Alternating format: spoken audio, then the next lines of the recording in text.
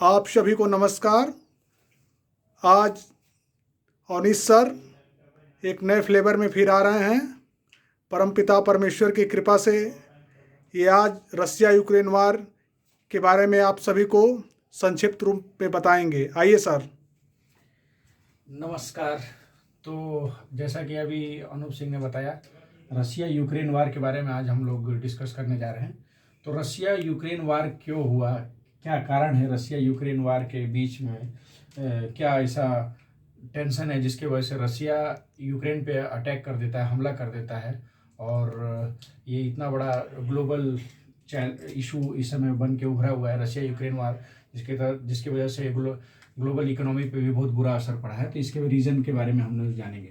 तो सबसे पहले रसिया यूक्रेन वार को जानने से पहले हम लोग को जानना पड़ेगा कि रसिया एंड यूक्रेन, पहले दोनों देश रसिया और यूक्रेन सोवियत यूनियन के पार्ट थे। 1991 में जब 1991 में रसिया और सोवियत यूनियन का विघटन हुआ आफ्टर कोल्ड वार के बाद रसिया और यूक्रेन अलग अलग हो गए। रशिया एक अलग पार्ट हो गया, यूक्रेन अलग हो गया। तभी से रशिया के अंदर ये रहता है कि यूक्रेन हमारा देश, मतलब हमारा पार्ट था, और वो हमेशा यूक्रेन पे अपना नज़र गड़ाए रहता है। तो सबसे पहले हम लोग जानेंगे कि कारण क्या है ये रसिया को यूक्रेन पे अटैक करने का। तो सबसे पहला कारण ये है कि 1991 में जब सोवियत यूनियन का विघटन हुआ, जब बहुत सारे देश बने, उसमें से एक यूक्रेन बना। रसिया और यूक्रेन में बहुत ज़्यादा सिमिलरिटीज़ है। सबसे पहले लिंग्विस्टिक सिमिलरिटी है, मतलब कि दोनों देशों में बहुत सारे लोग ऐसे हैं जो एक ही भाषा बोलते हैं, मतलब भाषा दोनों का लगभग एक है। यूक्रेन में भी लोग रशियन भाषा का इस्तेमाल करते हैं और रशिया में भी करते हैं, जो भी रशिया में लैंग्वेज बोला जाता है। दूसरा कारण ये है कि इनका कल्चरल सिमिलरिटी भी है। तो इन दोनों देश मूलतः एक ही थे, जैसे कि भारत पाकिस्तान पहले एक था, अलग हो गया। कुछ भाषा अगर आप देखेंगे, पंजाब में जो भाषा बोला जाता है वो पंजाबी पाकिस्तान में भी बोला जाता है, हिंदी वहाँ के लोग भी जानते हैं, यहाँ के लोग भी जानते हैं। वैसे उसी प्रकार का सिमिलरिटी था। तो वो जैसे भारत का विघटन 1947 में 2 पार्ट में डिवाइड हुआ था, वैसे रसिया और यूक्रेन 1991 में सोवियत यूनियन के विघटन के बाद बना था। सबसे पहले इंपॉर्टेंट ये बात है, सोवियत यूनियन के जब विघटन हो गया, सोवियत यूनियन कोलैप्स कर गया, तो सबसे बड़ा जो नया देश बना रशिया था, रशिया के बाद जो सबसे बड़ा देश था सोवियत यूनियन में, वो था यूक्रेन। तो यूरोप में अगर आज भी देखेंगे तो सबसे बड़ा देश रशिया है, रशिया के बाद यूक्रेन है।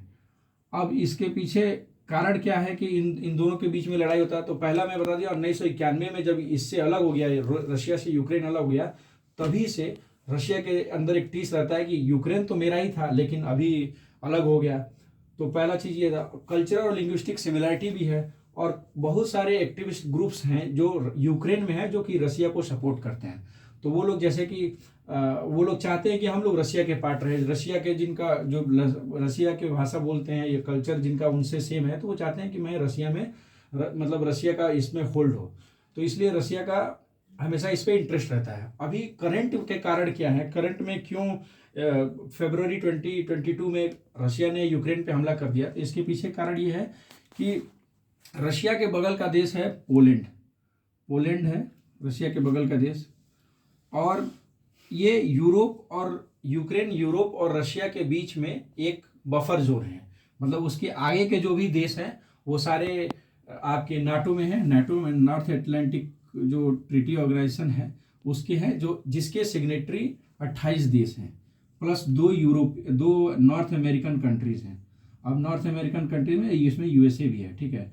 तो ये नाटो एक मिलिट्री अलायंस बनाया गया था 28 देशों प्लस 2 अमेरिकन देशों को मिला के। ये इसमें ये है, रूल ये है इसमें कि अगर इन सारे देशों पे कोई भी अटैक करता है तो ये सब मिलके उसको रिटेलिएट करेंगे, मतलब उस पर अटैक करेंगे कोई भी। तो ये एक मिलिट्री ऑर्गेनाइजेशन, मिलिट्री अलायंस बनाया गया था इन देशों को मिला के। मोस्टली इसमें यूरोपियन कंट्री हैं और नॉर्थ अमेरिका के 2 कंट्री हैं।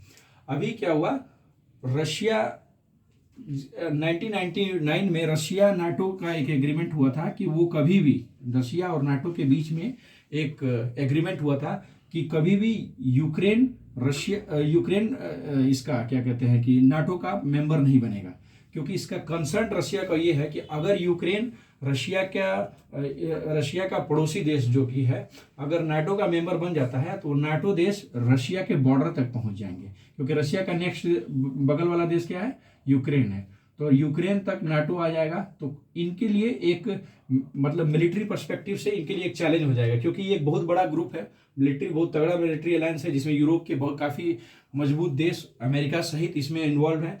और इसके वजह से मतलब रशिया को यूक्रेन पे होल्ड रखना मुश्किल हो जाएगा और रशिया के लिए एक सिक्योरिटी थ्रेट हो जाएगा। इस चैलेंज को देखते हुए रशिया ने 1999 में जब नाटो बना था, ये 1950 के पहले बना था, तो 1948 या 1949 में बना था, उस समय ये उसमें सिर्फ 12 देश थे, लेकिन धीरे धीरे इसका ग्रुप बढ़ता गया और अभी 30 देश हो चुके हैं।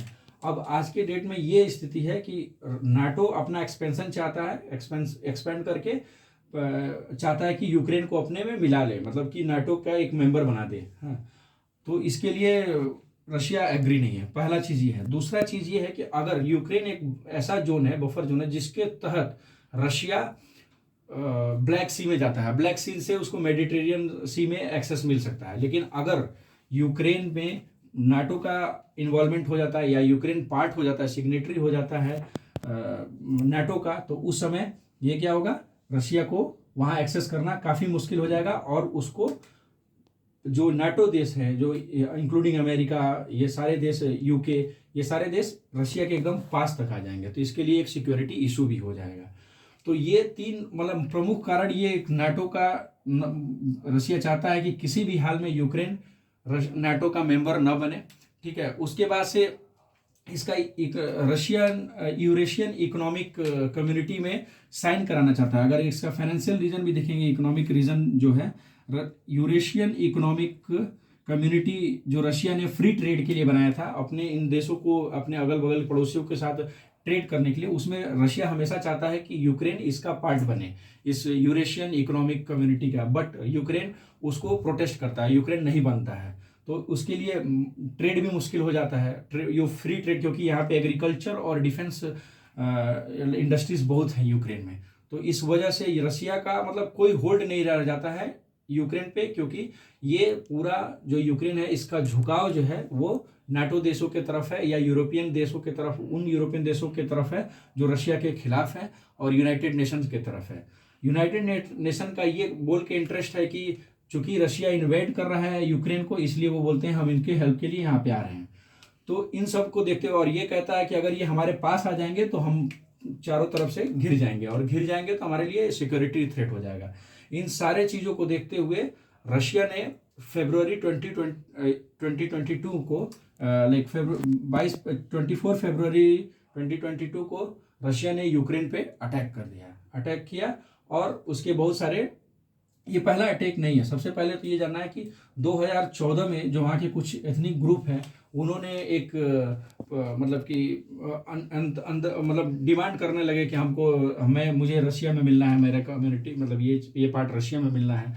और तो उस समय एक वार हुआ जो कि प्रो रशियन पीपल और यूक्रेनियन आर्मी के बीच में हुआ था, जिसमें रशिया का भी काफ़ी इन्वॉल्वमेंट था। उसके बाद से रशिया ने क्रीमिया को कब्जा कर लिया, और उस समय एक प्रोटोकॉल साइन हुआ था, मिन्स्क प्रोटोकॉल जिसको बोलते हैं, जिसके तहत इसको बंद किया गया था युद्ध को, मिन्स्क प्रोटोकॉल। अब आगे देखेंगे, मिन्स्क प्रोटोकॉल साइन हुआ कि भाई इसको बंद कर जाए, लेकिन इन दोनों को ये बोलते हैं, यूक्रेनियन मतलब जो सपोर्टर हैं ये बोलते हैं इस प्रोटोकॉल का फॉलो रशिया नहीं कर रहा है, और रशिया बोलता है कि जो 1999 में रशिया नाटो के बीच में जो एग्रीमेंट हुआ था वो ये नाटो देश फॉलो नहीं कर रहे हैं, और इसकी वजह से मेरे को सिक्योरिटी थ्रेट आ रहा है। बाकी देश कहते हैं कि चूंकि रशिया इन्वेड करना चाहता है यूक्रेन को, इसलिए हम लोग यूक्रेन को, हर एक देश का एक राइट है कि वो इंडिपेंडेंट रहे और स्वतंत्र रहे, जैसा चाहे वैसा रहे, इसलिए हम लोग इसको फॉर ह्यूमैनिटेरियन रीजन हम लोग इसको सपोर्ट कर रहे हैं। लेकिन रशिया कहता है कि ये सपोर्ट सिर्फ हमारे तक पहुंचने के लिए, हमको घेरने के लिए है, इसलिए रशिया अटैक कर देता है। फरवरी 24 को रशिया प्रेसिडेंट के कहने पे, फरवरी 24 फरवरी 2022 को रशिया के प्रेसिडेंट व्लादिमीर पुतिन के कहने पे रशियन फोर्सेस यहाँ पे अटैक कर देती है। जो युद्ध उस समय से अभी भी चल रहा है और ये काफ़ी 10 महीनों से लगातार चल रहा है। अब 9 से 10 महीने हो गया और इसका अभी कोई नतीजा नहीं निकला है। काफ़ी सारा एरिया रशिया ने अपने फोर्सेस से के हेल्प से कम मतलब कि कैप्चर भी कर लिया है, लेकिन कैप्चर करने के बाद कभी यूक्रेन वाले अटैक करते हैं। यूक्रेन को सपोर्ट मिल रहा है, बाहरी सपोर्ट मिल रहा है, जैसे कि नाटो से देश उसको डायरेक्ट सपोर्ट तो नहीं कर रहे हैं लेकिन इनडायरेक्ट सपोर्ट उसको दे रहे हैं। बहुत सारे फाइनेंशियल सैंक्शन लगाया गया हुआ है यूक्रेन पे, जैसे कि आप देख सकते हैं कि सबसे ज़्यादा डिपेंडेंसी यूरोप का एनर्जी रिसोर्सेज के लिए रशिया पे ही था, लेकिन वो लोग अभी उसका इंपोर्ट गैस का और ऑयल का लेना रशिया से बंद कर दिए हैं। तो इसलिए फाइनेंशियली डिस्टेबलाइज करने का प्रयास किया जा रहा है और यूक्रेन को हथियार और मिसाइल और सारे सपोर्ट दिए जा रहे हैं, जिसके तहत यूक्रेन रशिया के साथ फाइट कर सके। ये फाइट अभी चल ही रहा है और लगता है कि अभी और लंबा जाएगा। तो इस मकसद से अभी तक का तो ये सिचुएशन ये है कि रशिया काफ़ी पार्ट यूक्रेन का अभी कब्जा कर चुका है और लगातार अटैक इस पर कर रहा है। यूक्रेन भी प्रयास कर रहा है कि हम अपने देश को बचा ले, लेकिन मुश्किल होगा क्योंकि रशिया काफ़ी मजबूत देश है। हाँ, इसको सपोर्ट मिल रहा है।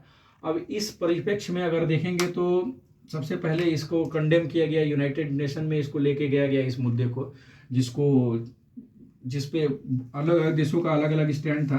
भारत का स्टैंड था कि भारत इस मीटिंग में ही नहीं गया, उससे बाहर निकल गया क्योंकि रशिया इसका बहुत पुराना दोस्त है और उस केस में वो रशिया के अगेंस्ट जाके वोटिंग नहीं कर सकता है।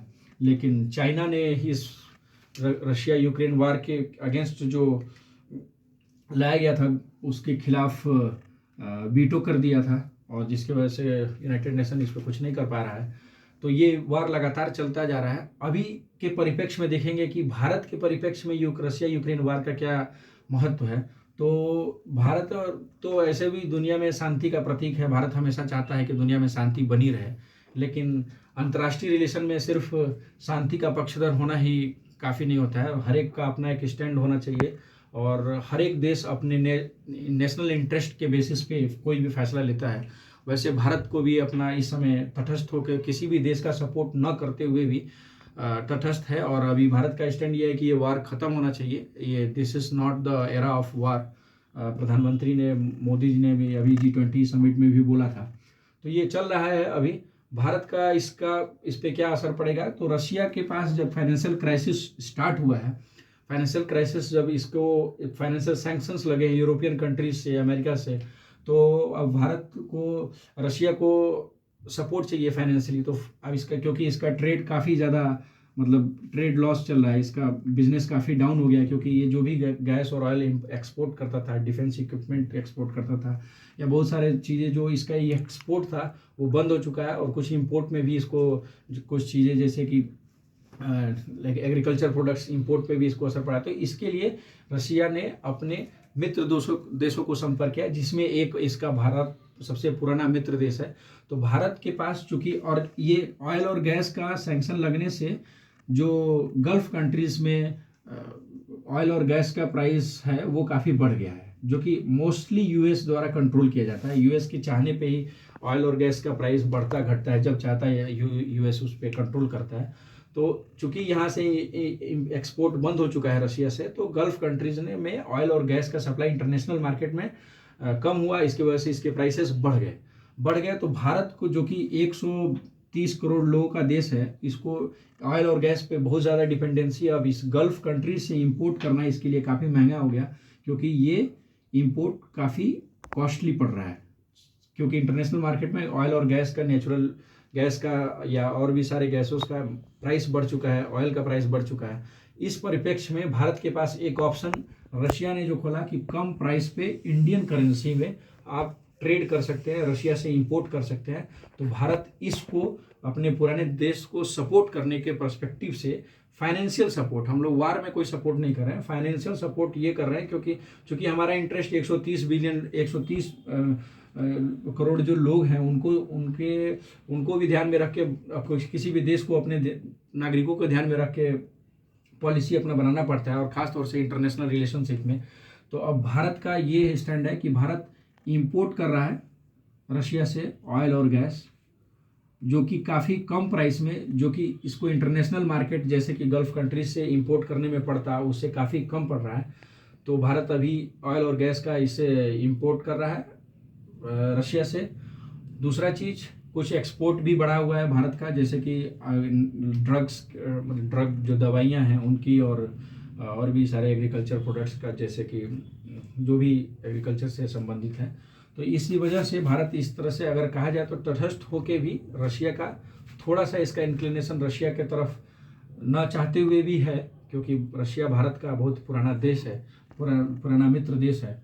तो ये पूरा अगर परिप्रेक्ष्य अगर देखेंगे तो रशिया यूक्रेन वार का मेन ये है कि रशिया यूक्रेन को कभी नहीं चाहता है कि यूक्रेन कभी भी रशिया से अलग होके नाटो में जाके मिल जाए। रशिया से अलग है लेकिन नाटो का सिग्नेटरी न बने, क्योंकि उसको डर है कि अगर नाटो के साथ जुड़ता है यूक्रेन तो नाटो फोर्सेस, नाटो अलायंस जो है 28 कंट्रीज़ का, जो मैंने अभी बताया, प्लस 2 नॉर्थ अमेरिकन कंट्रीज़ का, वो उसके गले तक पहुंच जाएंगे और they will hold him through the throat. So इससे बचने के लिए और एक्सपोर्ट के लिए, इंटरनेशनल मार्केट में घुसने के लिए उसको ब्लैक सी का एक्सेस चाहिए। और ये जो बफर जोन है यूरोप, अदर यूरोपियन कंट्रीज से और रशिया के बीच में यूक्रेन, उसको वो किसी भी हालत में खोना नहीं चाहता है, क्योंकि वो जानता है कि अगर ऐसा होता है तो इन फ्यूचर अगर कभी रशिया कमज़ोर होता है या रशिया के पास कोई क्राइसिस होती है, उस समय ये नाटो देश उसके लिए मुश्किल खड़ा कर सकते हैं। तो इस परिप्रेक्ष्य में रशिया यूक्रेन का वार काफ़ी हॉट टॉपिक था इस समय, तो मैंने सोचा कि आप लोगों को इस पर थोड़ा सा प्रकाश डाला जाए। तो देखिए, वीडियो देखिए, अच्छा लगे तो लाइक करिए, सब्सक्राइब करिए, शेयर करिए, और नहीं अच्छा लगे तो छोड़ दीजिए। बाय।